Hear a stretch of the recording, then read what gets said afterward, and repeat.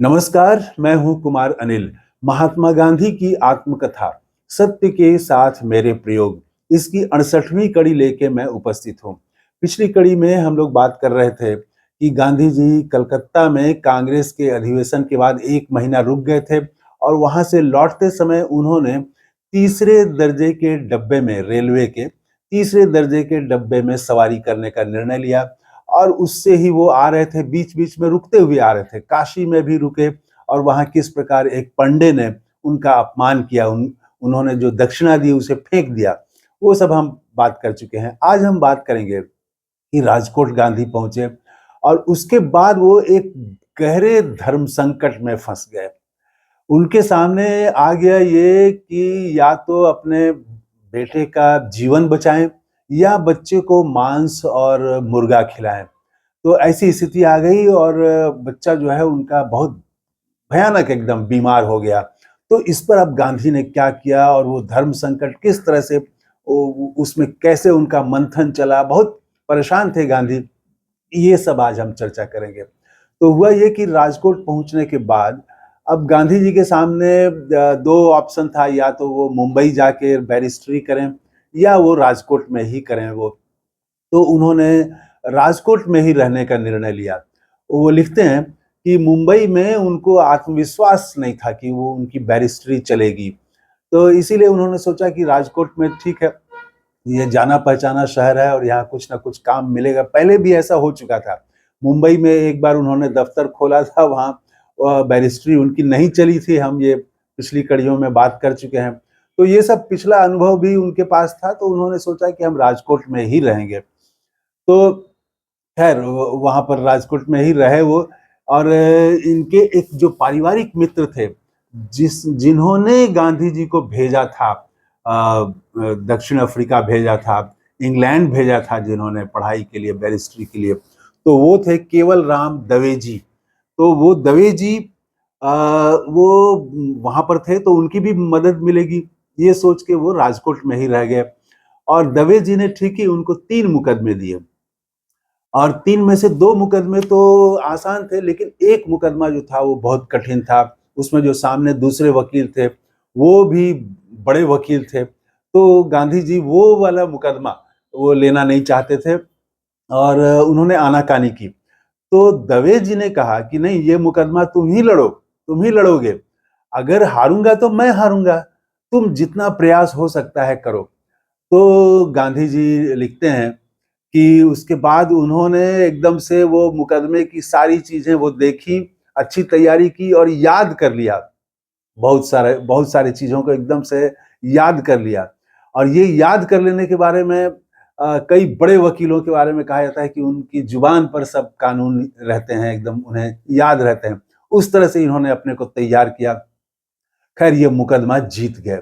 जीत जाने के बाद इनका आत्मविश्वास बढ़ा।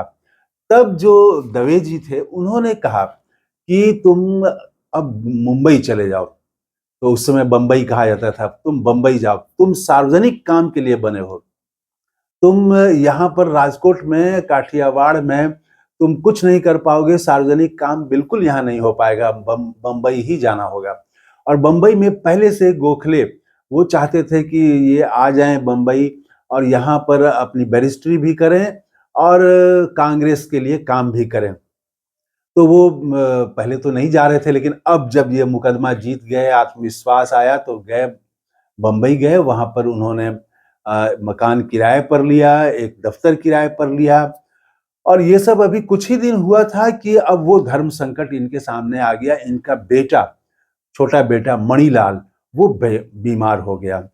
उसको ऐसा बुखार हुआ कि वो बुखार उतरे ही नहीं, काल ज्वर या काला ज्वर उसको हो गया और सन्निपात के भी लक्षण उसमें दिखते थे। सन्निपात मतलब उसमें कई तरह की बीमारी हो जाती है, मानसिक संतुलन भी गड़बड़ हो जाता है, होने लगता है। तो ये सब वो बड़बड़ाने लगता था बुखार में।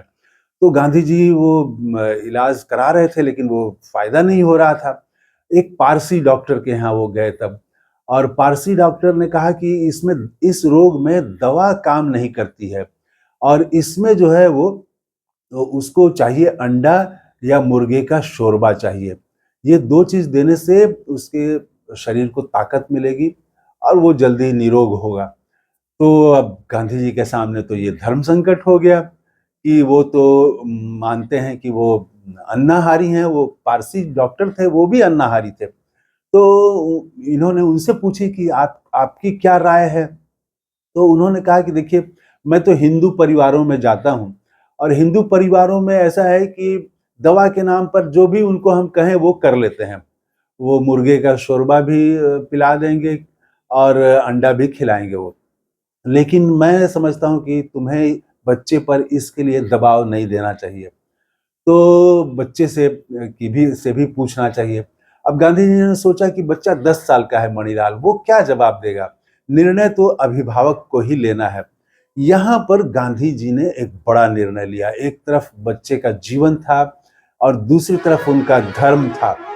धर्म ये था कि हमें मांसाहार नहीं करना है, जीव हत्या नहीं करनी है, किसी भी जीव को कष्ट नहीं पहुंचाना है। वो जो उनका पूरा धर्म जिसको उन्होंने स्वीकार कर लिया था, तो उन्होंने सोचा कि मुझे ये रिस्क तो लेना ही पड़ेगा, ये खतरा तो लेना ही पड़ेगा।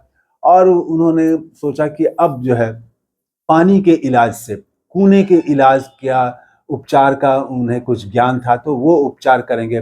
डॉक्टर से उन्होंने इतनी विनती की कि आप बीच-बीच में आके देख लिया करें। तो डॉक्टर ने कहा कि वो तैयार हो गए कि ठीक है, हम देखेंगे। और उसके बाद इन्होंने उसी तरह से इलाज शुरू किया, लेकिन वो काला ज्वर, वो बुखार उतरे ही नहीं, परेशान होते रहे। एक रात तो ऐसी स्थिति हो गई कि 104 बुखार और बच्चा जो है बड़बड़ाने लगा।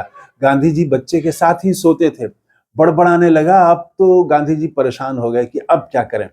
तो इसके बाद गांधी जी ने एक चादर को पानी में भिगोया, फिर उसको निचोड़ा और निचोड़ के बच्चे को पूरे चादर में लपेट दिया और माथे को तौलिया भिंगा करके उससे लपेट दिया और उसके ऊपर से 2 कंबल उसको ओढ़ा दिए। ओढ़ा करके और उसके बाद इंतजार करने लगे, लेकिन कोई फर्क नहीं पड़ रहा था और गांधी जी बहुत थक गए थे। तो वो लिखते हैं कि और रात हो रही थी, 10 से ज़्यादा बज रहे थे रात। तो गांधी जी कहते हैं, लिखते हैं कि वो थक गए थे और वो वहाँ से समुद्र किनारे चौपाटी पर चले गए कि थोड़ा वहाँ टहलेंगे, खुली हवा में सांस लेंगे और मन भी थोड़ा शांत होगा, आगे के लिए भी सोचेंगे। वहाँ जाके वो तो और परेशान हुए। उनके मन में तरह-तरह के ख्याल आने लगे कि अगर मैंने ये बच्चा खो दिया तो दुनिया क्या कहेगी? लोग क्या कहेंगे कि तुमको अपना प्रयोग बच्चे पर करने का क्या अधिकार था? खुद डॉक्टर बन जाने का क्या अधिकार था? तुमने बच्चे के साथ ऐसा क्यों किया? बहुत तरह के सवाल आ रहे थे और दूसरी तरफ उनका जो धर्म था कि हमें जो है वो किसी जीव की हत्या नहीं करनी है, मांसाहार नहीं करना है। तो अब ये एकदम खूब द्वंद्व चलता रहा। लेकिन इन्होंने अंततः वही निर्णय लिया कि नहीं, नहीं, मैं अपने धर्म पर ही रहूँगा और खुद बहुत सारी चीज़ें सोचा इन्होंने कि जीवन किसके हाथ में है, हमारे हाथ में तो है नहीं। तो जीवन जो है वो ईश्वर के ही है, के हाथ में है। तो ये सब विचार करते हुए उन्होंने तय किया कि नहीं, मैं जो कर रहा हूँ वो सही कर रहा हूँ। और ये करके वो सोच के वो आधे घंटे बाद जब लौटे, तो लौटते ही उनके बेटे ने पुकारा कि मुझे इसमें से निकालिए, मैं बहुत परेशान हूँ। तो इन्होंने कहा कि क्यों, क्या हुआ तुमको? तो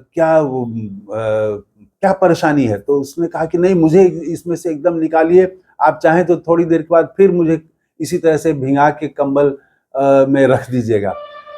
तो गांधी जी ने उसका माथा देखा तो माथे में पसीने की 1-2 बूंदें दिखाई दी। तो गांधी जी का एकदम से फिर एकदम जान में जान आना जिसको कहते हैं, तो वो आई और फिर वो कुछ मिनट तो बातों में उलझाए रखे बच्चे को, तो कुछ मिनट और बीता, फिर और पसीना हुआ। उसके बाद इन्होंने वो सब निकाला और फिर पसीना और हुआ, बुखार थोड़ा उतरा।